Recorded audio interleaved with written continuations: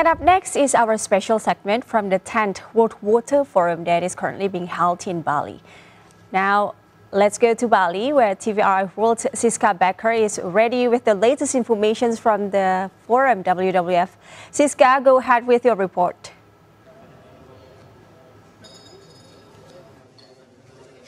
Hello, Stephanie. That is right. We are back with our around-the-clock reporting from the 10th World Water Forum right here from Bali, Nusa Dua.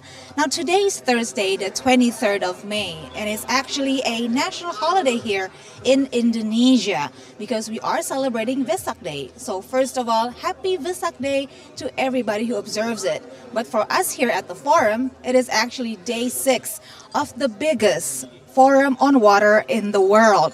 Now, we will try to give you the most comprehensive update of what's been going on here at Bali Nusa Dua Convention Center. But first, I want to tell you about another successful aspect of the forum, and that is its success to highlight the vibrant and colorful culture of Bali, and that is thanks to its many side events. For instance, like the Bali Street Carnival, a cultural festival that was opened by the Minister of Tourism and Creative Economy, Sandiaga Uno. Now we'll go to Bramuda Biru, our reporter who's actually right now at Melasti Beach, the location of the festival, to tell us more of the festivities. Bramuda, go ahead. Good evening, Siska. Now I'm here at the Melasti Beach, South Kuta here in Bali, and I'm here to attend actually the Melasti Water Carnival. As you can see, the stage right behind me, an event for the 10th World Water Forum Youth Social Gathering, as well as socializing the younger generation about the importance of managing water for life and inviting them to join in making various efforts to conserve water.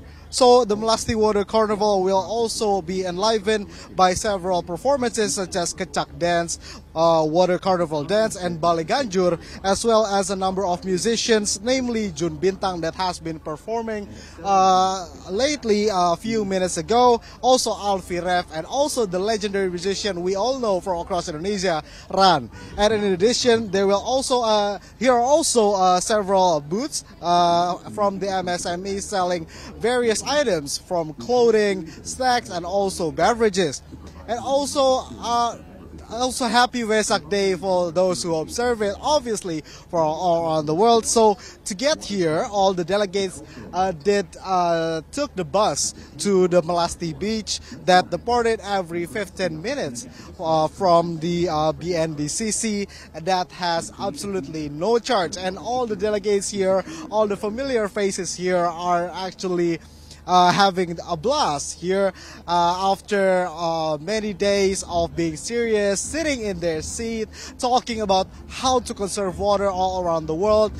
It is such a really great event to let up all the stress that have been inside their body for a few days now. And yeah, well, all the delegates here seem happy. They have been singing along, dancing along the song and the performance by Jun Bintang. So it is likely that it is one of the events that the delegates are really fond of. So that was it for my report. Bramuda and Adri reporting for TVRI World. Back to you, Siska. Thank you, Bramuda, for giving us an on-site reporting from Melasti Beach, the location for the Bali Street Carnival. Looks like another successful and spectacular entertainment hosted by the Indonesian government for the 10th World Water Forum. Thank you so much, Bramuda. And now, Stephanie, I want to go back to the forum and the agenda today. So as we know, the 10th World Water Forum is designed as a platform to share different ideas from myriad stakeholders. So later on, decision makers can actually turn these ideas to best solutions for water management practices in Indonesia. Now, there actually have been a few ideas that has been floated around by different government officials that have attended the forum this past few days. For instance, there was Minister Tito Karnavian who suggested that there should be an incentive for regional governments who are deemed successful in managing water in their own region. Another suggestion was made by Minister Agus Yudhoyono, who thought that a specific body that focuses on water management would be instrumental in synchronizing all the water management related issues right here in Indonesia. So I asked the head of the National Water Resources Council Secretariat, Dr. Yunita Chandrasari, who is one of the speakers from an expert panel discussion titled Proposals from Indonesia panel, her thoughts on these ideas. Yes, water management is already have issues because of so many activities use water. So what we are doing right now, sanitation is the most important things. Indonesia only 30% less than that. We must to encourage to uplift it. What we are doing is now we need incentive. Not all the regional government have their own budgeting for that. That's why we need from the central government to give the subsidies for that, especially for water for sanitation. So do you agree with the suggestion by Minister Tito Karnavian? Yes, of course, we do that, especially from the rural area. Yes, the access of the water sanitation is so minimum. Yes. How about the suggestion from Minister Agus Yudhoyono about a specific body or institution that focuses on water management? So the synchronization of water solution can be integrated more in Indonesia. Do you agree with that? And how would that be possible in practice? Right now, we already have a river basin organization that managed by central government, provincial, and also from the kabupaten and kota, or city. I think it's enough. What we are doing to optimize it. If we add it more, I don't think so. It's going to be quite enough effective. So there you have it, Stephanie. Once again, that was Dr. Yunita Chandrasari, the head of the National Water Resources Council Secretariat. Now, Stephanie, I was very fortunate to be able to speak directly to another speaker who was also a member as the same panel that I told you before with Dr. Yunita on the topic of proposals from Indonesia. I spoke with Dr. Eka Nugraha Abdi, head of Technical Implementation Unit for Dams of the Ministry for Public Works and Housing.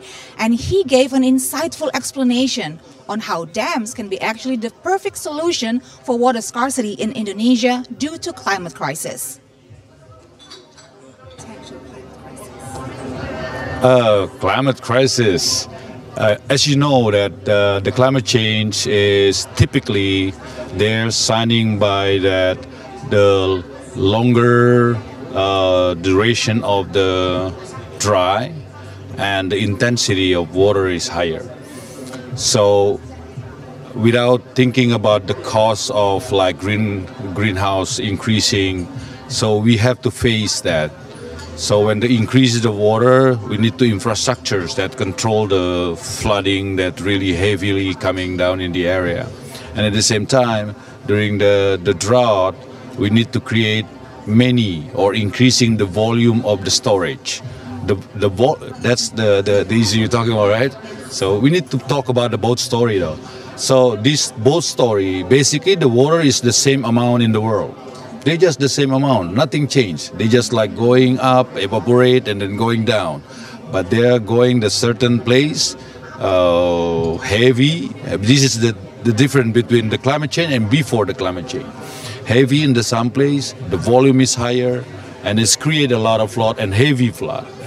This is basically create big flooding or big mud flow, a lot of things. And the other side, the one that your question basically, when the dry is longer.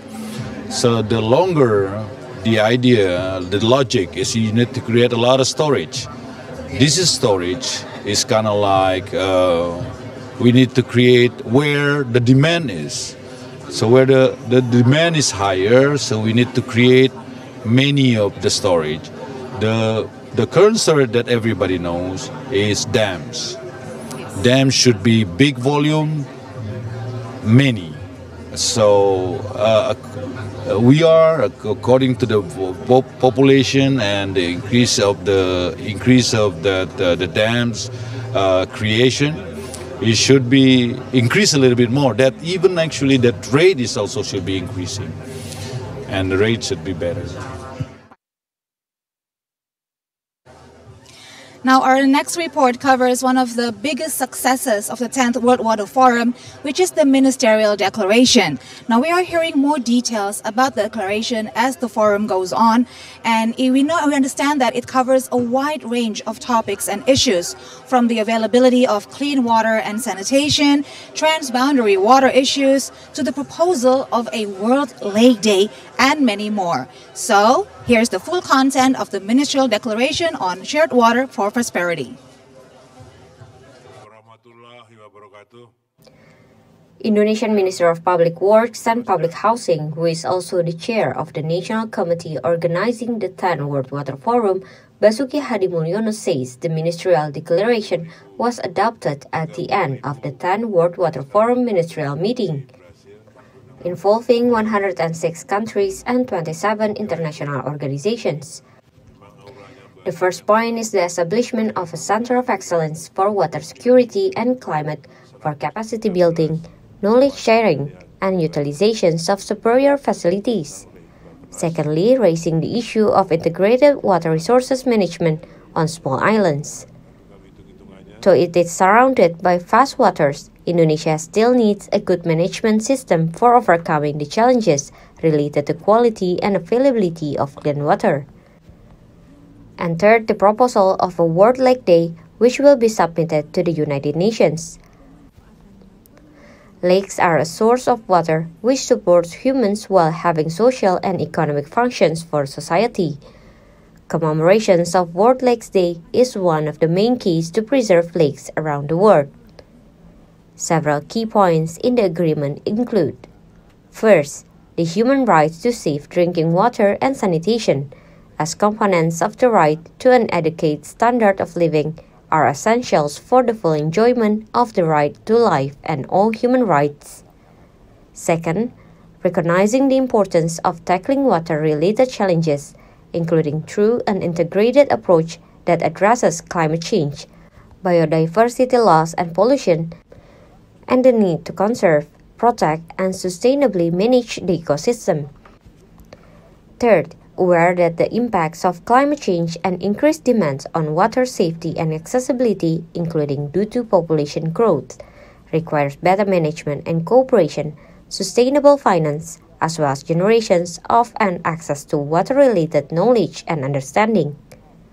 Fourth, concerned that the world is off track to ensure by 2030 the achievement of SDG number 6, which poses significant risks to human well-being and the three dimensions of sustainable development, namely environmental, economic, and social.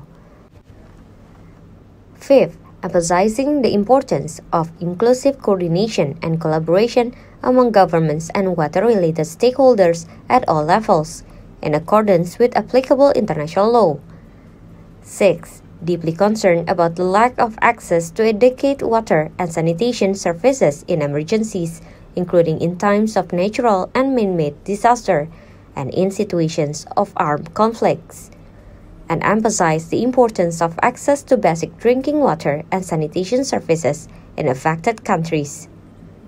7. Welcoming efforts and initiatives to promote adaptive and socially inclusive and meaningful participation of all relevant stakeholders, including women, children, the elders, people with disabilities, indigenous peoples and local communities, and youth and those affected by water challenges.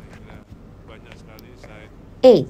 Noting that innovative and sustainable financing is one of the main challenges in ensuring the availability and sustainable management of water and sanitation for all.